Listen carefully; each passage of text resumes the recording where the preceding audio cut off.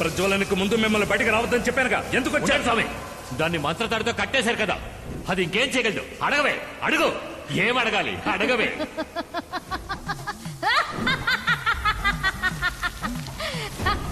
నిన్నిక్కడికి రప్పించాలనే ఇలా మాట్లాడాను. తప్పు చేసింది నువ్వు, దానికి శిక్ష నాకా? నిన్నంతం చేసి నా కూతురి ఆత్మ జ్యోతి శరీరంలోకి ప్రవేశించేలా చేసి ఈ అంతఃపురానికే తనని రాణిని చేస్తాను. నువ్వు చూస్తావా?